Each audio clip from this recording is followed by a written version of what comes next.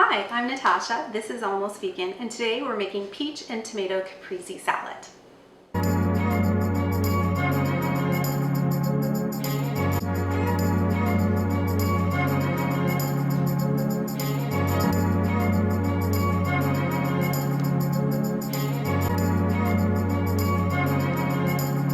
All right, to make this salad, you need about 10 to 12 cherry tomatoes. You need 1 cup of fresh basil. You need half a red onion. You need 1 large heirloom tomato, 2 fresh peaches, some garlic, 1 or 2 cloves, some balsamic glaze, olive oil, the fresh mozzarella cheese, and salt and pepper. Okay, so this is a really good salad for those hot summer nights when you want to eat fresh local produce, because heirloom tomatoes and peaches are really in season right now. So this dish highlights those items, and also it's very light and fresh. So it's getting you away from heavy salads like macaroni salad or potato salad. Heirloom tomatoes. Okay, so heirloom tomatoes are a little bit different than other tomatoes in the supermarket because they are they're not a hybrid tomato. So they have been bred this way for 40 years. They're not mixed with any other tomato plants. So this makes them good for a couple of other reasons. Other hybrid tomatoes have been bred to resist pests and insects, and oftentimes they'll have like a tough skin and hard flesh, whereas heirloom tomatoes are really juicy. And when you cut into them, you notice there's more cavities inside with the seeds, and that's where the flavor comes from in tomatoes. And also, if you go to the farmer's market right now, or even if you go to the grocery store, there's baskets of local Ontario heirloom tomatoes. So you can make this salad with any kind of tomatoes, but because it's July right now and going into August, this is a really good seasonal item to use.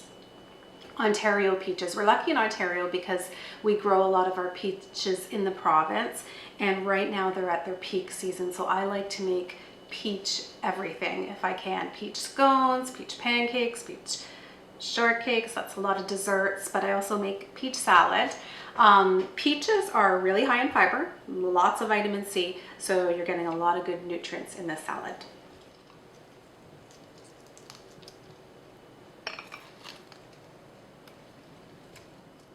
Okay, I should probably tell you that this recipe comes from Canadian Living magazine.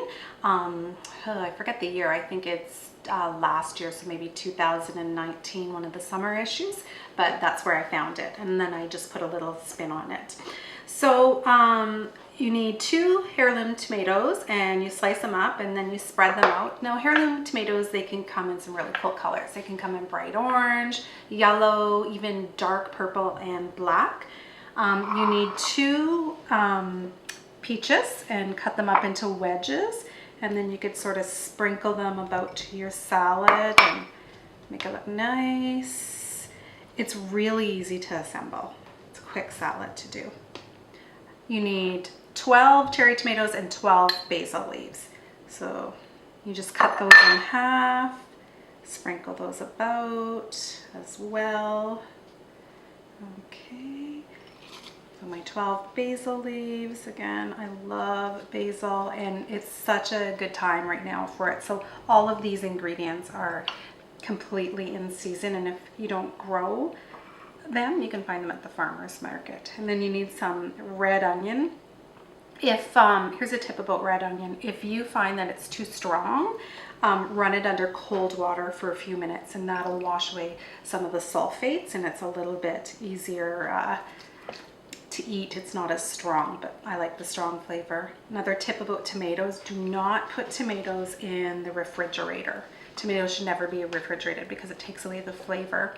And if you get your peaches at the store and they're not ripe, put them in a paper bag in front of a windowsill, and then they'll ripen, but don't put those in the fridge either. So now our beautiful fresh mozzarella cheese, 125 grams. So the package I showed you at the beginning was 250 grams. This is half of that pack. This is what makes it really delicious. And of course, if you're vegan, skip this. a little bit of fresh garlic. This is 1 small clove. And they recommend a white balsamic dressing, but I tried it 2 different ways, and I really like olive oil and balsamic glaze. So just give it a nice little, I don't measure a lot of things, but I would say that's about 1.5 tablespoons maybe. And then your glaze. Now, if you don't buy balsamic glaze, you can reduce it down on your stove. So just take balsamic vinegar and boil it down until it resembles a glaze. And then of course you want your flaky salt is really good on this as well, or you can use any type of salt, but I like to use a pink Himalayan. Finish it off with some pepper. And that's it. You're done.